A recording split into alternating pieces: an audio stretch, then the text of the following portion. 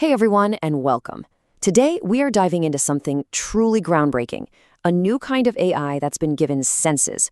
We're going to explore what happens when an AI can see, hear, and understand the world in a way that's much closer to how we do.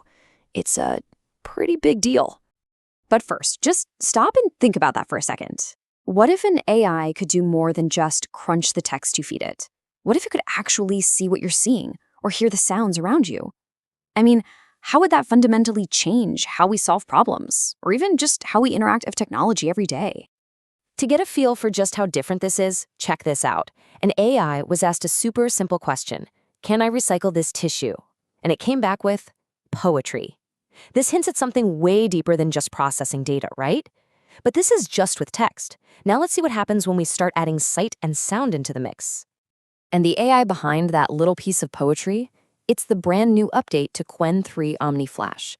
Its new powers are what we call multimodal, which, is really just a fancy way of saying it can handle a whole bunch of different information types, like text, pictures, and audio, all at the same time. It can see, it can hear, and it can communicate in a way that feels, well, a lot more human.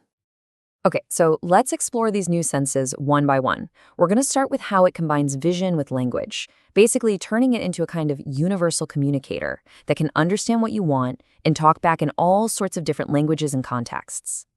Now, what's really fascinating here is what the AI was asked to do. It was just shown a picture of an electronic piano and told, describe this in 3 languages. And it does. It gets the Chinese right, gives a phonetic description in French, but look at the German. It doesn't just name it, it explains its purpose for practicing at home or in the studio. So it's not just seeing an object, it's understanding its context, the what and the why.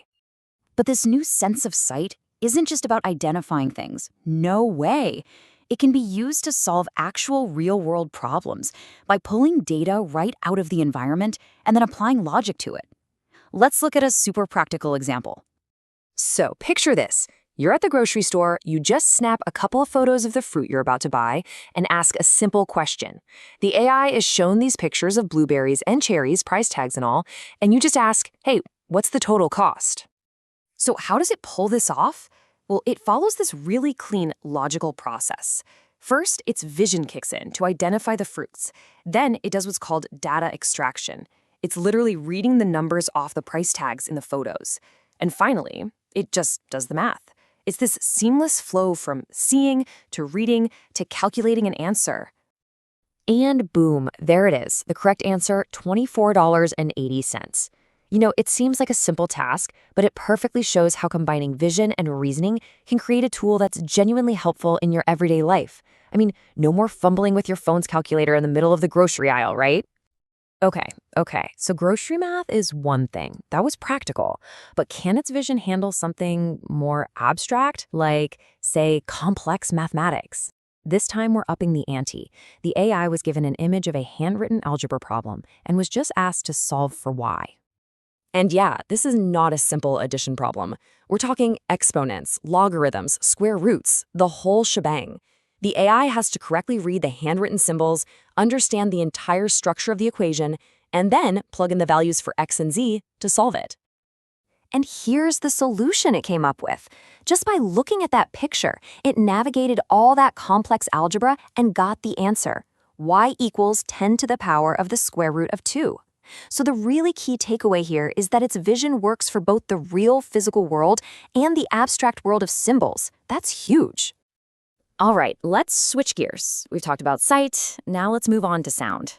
An AI that can actually hear and interpret audio, well, that opens up a completely different world of possibilities. It's not about what it can see anymore, but what it can figure out from things that are unseen. We've all been there, that little moment of panic when you realize your phone is gone. So in this scenario, a user asks the AI for help finding their phone. It's a problem we all know, but the AI has to solve it in a really unique way. See, here's the twist. The AI has zero visual information. It can't see the room, it can't see anything.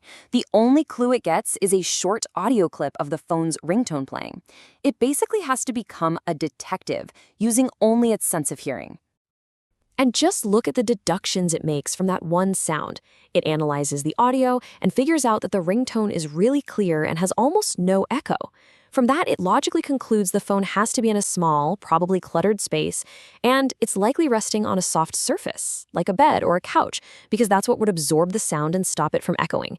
That is pure auditory reasoning. It's incredible. So we know it can solve logical problems with sound.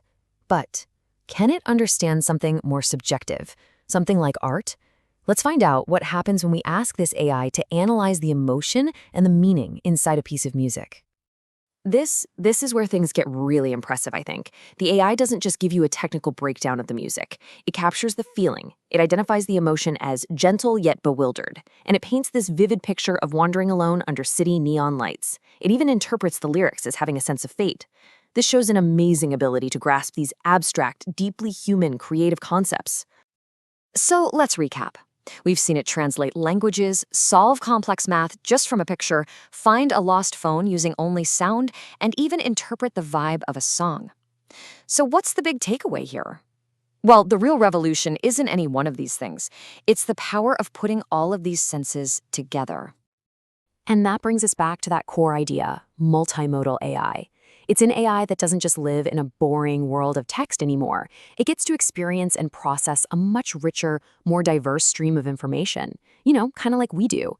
And that lets it understand context and solve problems in a much more complete, holistic way.